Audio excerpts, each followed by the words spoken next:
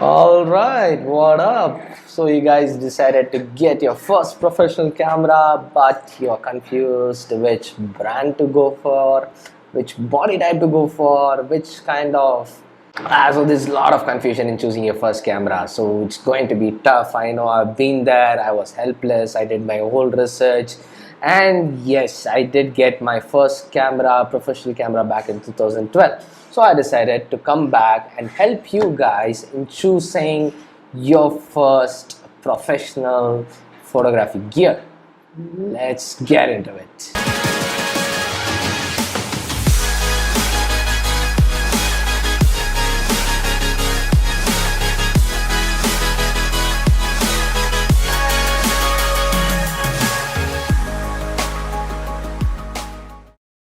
What's up, everybody? Welcome back. My name is Abhishek Swami. It's been a long time talking to you guys. Should you buy a professional kit like a DSLR or a mirrorless? That is an entirely different subject which is very debatable. I've already made a video about that. If you guys haven't checked that out, I'll put it up here. You guys go have a look at it before you decide that yes, you want to buy your camera. And once you've decided, come back. I've got all the time in the world. We will talk about what kind of camera gear are we going to get for you. In order to help you guys choose a camera, here are the parameters that we are going to look at. The first one is going to be the brand of the camera. The second one is going to be the type of the camera body. The third one is going to be the sensor size. These are the major domains that you might have to look into, experiment, learn, research before buying a camera body. And the second half, I'm going to tell you guys how do you choose your first kit, because the body alone is not the kit. You need to get lenses, you need to get accessories. So stick around till the end of the video if you want to clearly understand how to choose your first kit.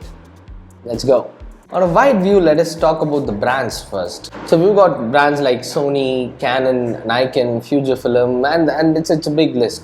So how do you choose a brand? How do you choose a brand of camera? So I would suggest to look into the first three brands, the Sony, the Canon and the Nikon.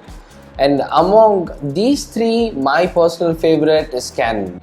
Canon has an amazing user interface, and I am a big believer of the phrase that says, a good user interface doesn't need any explanation. That's how a user interface should be, and Canon is a master of it. Out of these three brands, the Nikon, Canon and the Sony, the Canon's user interface is amazing. When I say amazing, it's easy to understand for a beginner, easy to comprehend. Not the options, the menu are not clumsy, the options are not very diverse. It gives you an overall control of the camera you own. That is why I would always suggest a Canon. However, you guys try different types of cameras, different brands of cameras, see which one you feel comfortable using and then choose. So now that you've got an idea of what kind of brands you have, what kind of brands to look out for, let us talk about the type of camera that you can buy. You can either buy a DSLR or a mirrorless camera. In terms of DSLR and mirrorless cameras, the first thing we're going to look at is going to be the price, the cost point.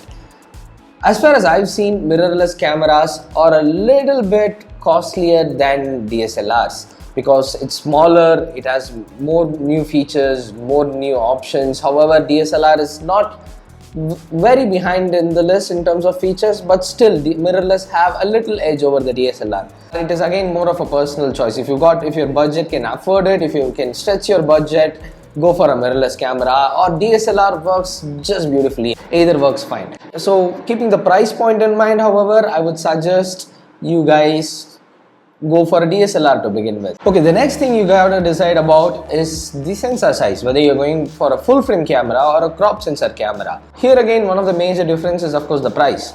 A full frame camera is much costlier than a crop sensor camera. In terms of quality, yes, the full frame is much better than a crop sensor camera. The crop sensor camera gets you more end result. What exactly is a crop sensor camera? A camera which has a sensor that gives you a magnification by X times when you mount a lens. Okay, that might sound a little complicated. I'll help you guys through it.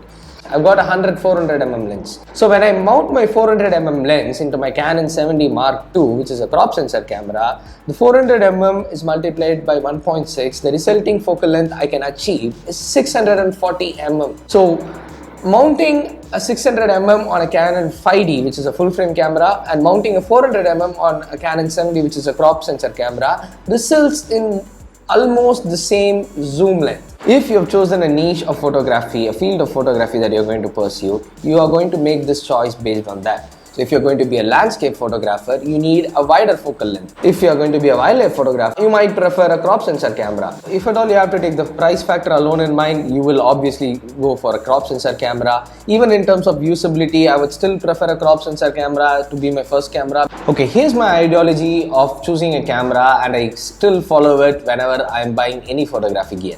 Photography is a very expensive hobby. It is a very expensive passion to follow on. So you have to ensure that the money you're going to spend, the money you're going to invest in photography, let it be cameras, lenses or gears, gives you a diverse range of results and not specific niches. So you're going to be smart and try to save as much money as you can in choosing your body so that you can invest that money in lenses and accessories. Accessories in photography are very important, are very crucial. You cannot skip accessories. You are going to be loading up a lot of money on accessories because they are going to hugely impact your photographs. Also, talking about accessories, if you guys have not checked out my top accessories for your mobile photography, I've made a video. I'll put a link up here. Go check that video out, guys. So with this, I hope you guys got a clearer understanding on how to choose your camera body. So the next thing we are going to look at is, of course, the lenses. The lenses again is as important as the camera body. In fact, I would say the camera body does 30 to 50% of the job while you capture a photograph, and the rest is magically controlled by the lens. So while you choose your body, chances are high that you get a lens along with it. There are sometimes an option of going for a 2-lens kit where you get one of this lens and a medium telephoto lens. If at all your budget allows you to get yourself a camera kit with 2 lenses, go for it. So the takeaway is this: you need a wide angle lens. Oh, this is not a wide angle. You need a wide angle lens, you need a telephoto lens, and if you can stretch your budget a little bit, get a wide open lens, a lens with a big aperture like f1.8, f1.2. This lens costs somewhere around 8 to 10k. I would not suggest putting huge amount of money in your first kit. It is going to be your transition kit, because back when I bought this camera, my first DSLR, I didn't know what kind of photography I'm going to be doing it. Here's again a personal story. The first camera I got was a Canon 550D, as I showed you guys. At the time I bought this camera, I also had an option of buying up to Canon 650D. So the series goes like 550, 600, 650.